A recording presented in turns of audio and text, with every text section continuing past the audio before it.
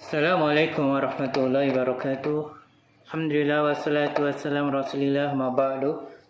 Nah, pada kesempatan kali ini ya ikhwan wa akhwat para peserta grup I'rab, grup belajar meng-i'rab sedikit demi sedikit. Pada kesempatan kali ini kami akan sedikit menjawab beberapa pertanyaan-pertanyaan yang masuk kepada kami, dan fokus kami sekarang membahas pertanyaan yang masuk kepada kami pada i'rab isim mufrad. Pada bab pertama i'rab isim mufrad ini banyak sekali, atau karena ini adalah materi pertama, bab pertama, banyak pertanyaan muncul dari teman-teman kita. Setelahnya pertanyaan ini akan terjawab dengan berlalunya materi yang ada, tapi baru pertama belajar sehingga menimbulkan mempunyai beberapa pertanyaan atau banyak pertanyaan. Maka setelahnya ya, sekiranya kalau mau mengikuti materi sampai akhir, nanti akan terjawab dengan sendirinya segala pertanyaan yang ada. Memang metode kita sampaikan sedikit demi sedikit. Tidak masalah, kita bahas. Bab 1, i'rab isim mufrad. Di sini kita harus paham dulu apa itu i'rab, apa itu isim, apa itu mufrad.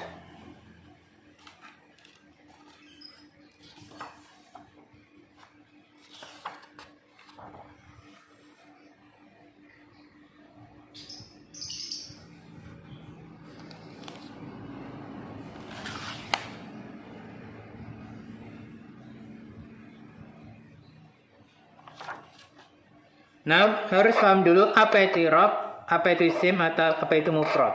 I'rab sudah kita jelaskan di pendahuluan buku ini.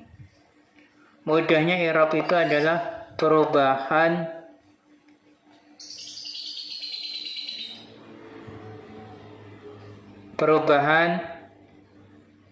harokat akhir suatu kata. Kalau kita belajar i'rab, berarti kita akan belajar tentang perubahan akhir suatu kata. Perubahan yang terjadi kita pelajari. Kemudian isim, harus paham dulu isim adalah kata benda, mudahnya gitu ya, ini bahasa mudahnya, kata benda. Dan mufrad, inilah mufrad. Dimohon perhatikan dulu pembahasan ini, judul harus paham dulu. Jadi kalau kita bicara i'rab, berarti kita bicarakan perubahan harokat akhir suatu kata. Terus isim berarti kata benda. Mufrad berarti benda yang tunggal. Kemudian sebagian dari teman kita menanyakan ini tentang tanda i'rab. Tanda i'rab. Ya, kita tadi sudah kenal bahwasanya i'rab adalah perubahan akhir suatu kata. Perubahan. Ya, perubahan itu memiliki tanda. Ingat, i'rab adalah perubahan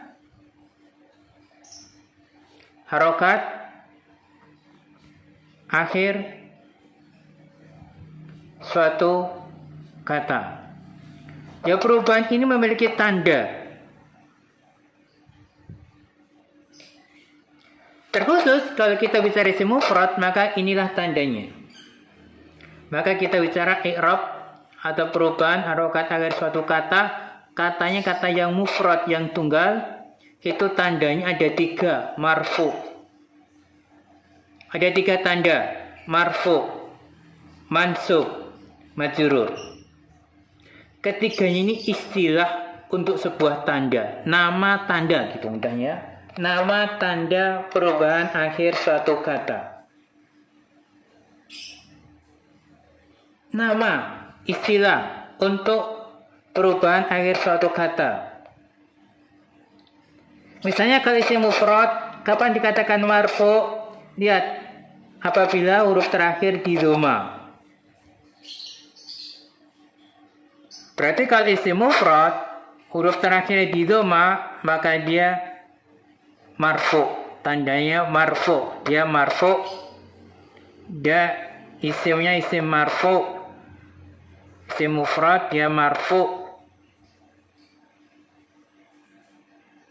Kenapa? Tandanya dhamma.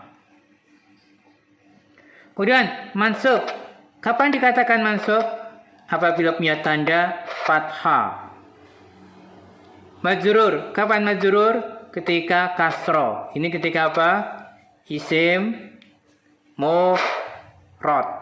Isim yang jumlahnya tunggal. Maka perhatikan tanda i'rab isim mufrad ada marfu, mansub, majrur. Di kapan marfu? Ketika dhamma, mansub, fathah, majrur, kasroh. Ini tanda-tandanya. Jadi mohon perhatikan, ini tandanya. Untuk lebih pahamnya, kapan sebuah kata itu marfu, kapan sebuah kata itu mansub, kapan sebuah kata itu majrur, maka kita pelajari sekarang ini.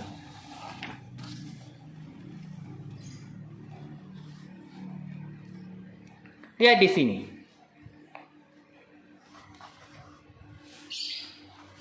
Lihat baik-baik.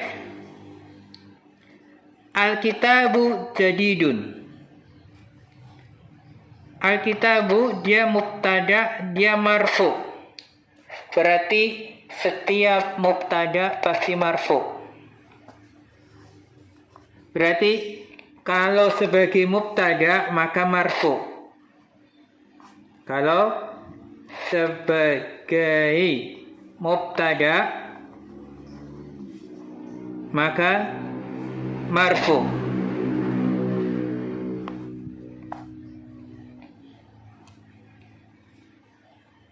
Al-kitabu jadidun. Al-kitabu mubtadaun marfu. Mubtada marfu. Berarti kalau sebagai mubtada maka marfu. Lihat bawahnya.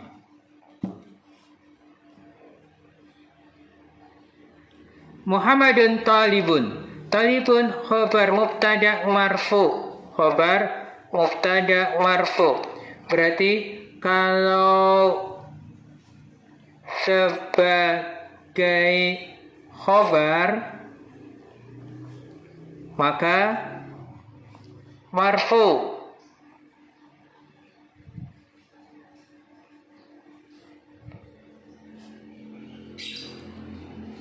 Lihat lagi selanjutnya. Hafidhat talibu darsa. At-talibu fa'ilun marfu. Fa'il marfu. Berarti kalau gitu, kalau sebagai fa'il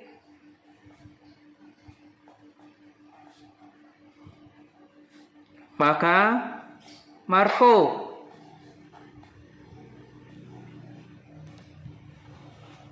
Terus Qara'al muslimul Qur'ana.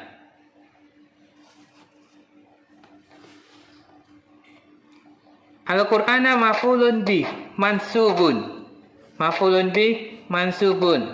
Jadi kalau gitu, kalau sebagai maf'ulun bih maka mansubun.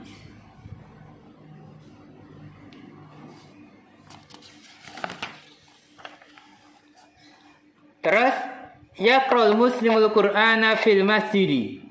Al-masjidi ismun majrurun.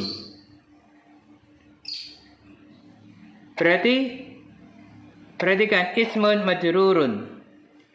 Wa alamatul jarri kasrah. Berarti apa di sini majrur? Berarti majrur. Jadi kalau didahului huruf jar maka majrur. Kalau didahului huruf jar maka majrur.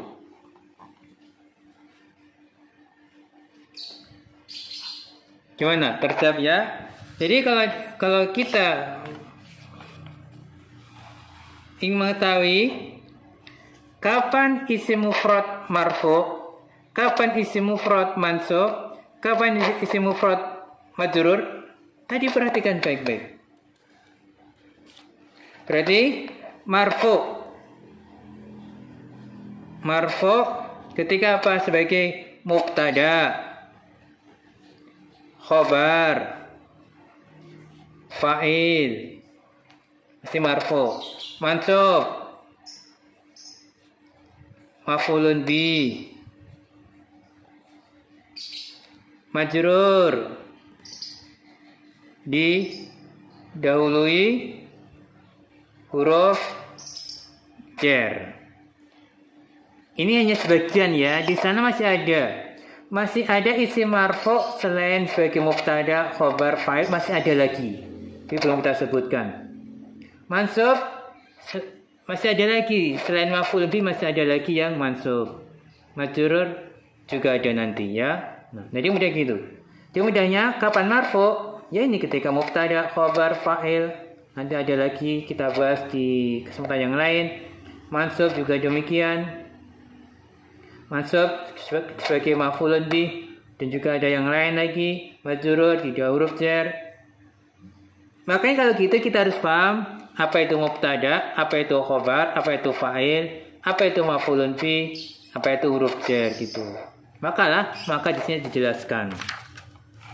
Apa itu mubtada? Ya, mubtada isim marfu ma'rifat di awal kalimat. Kalau mubtada pasti marfu.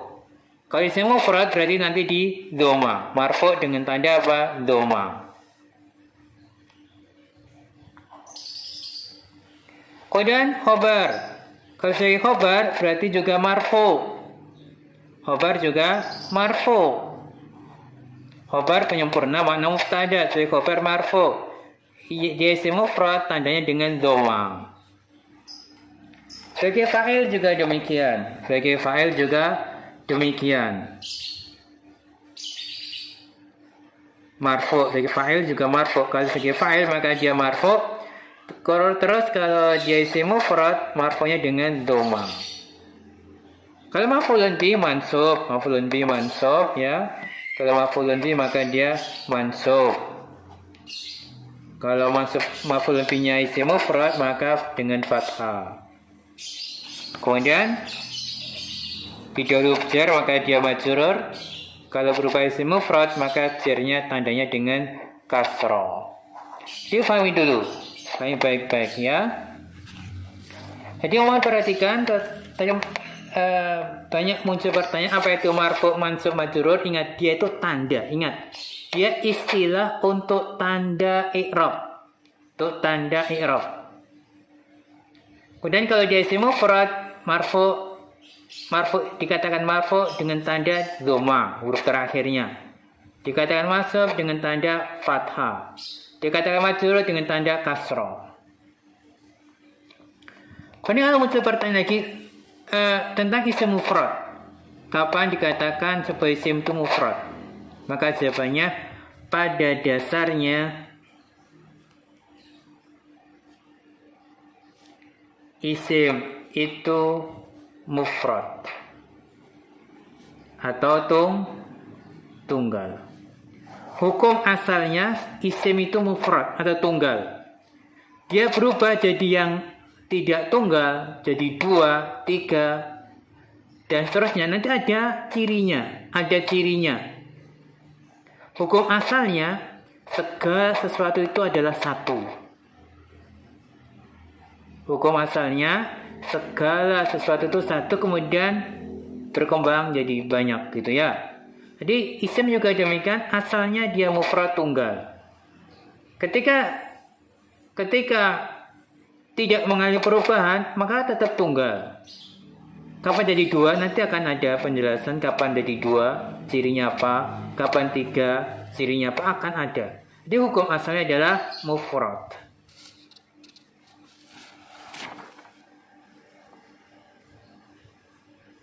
Kemudian ada pertanyaan tentang apa? Tentang kata marfu dan rofa.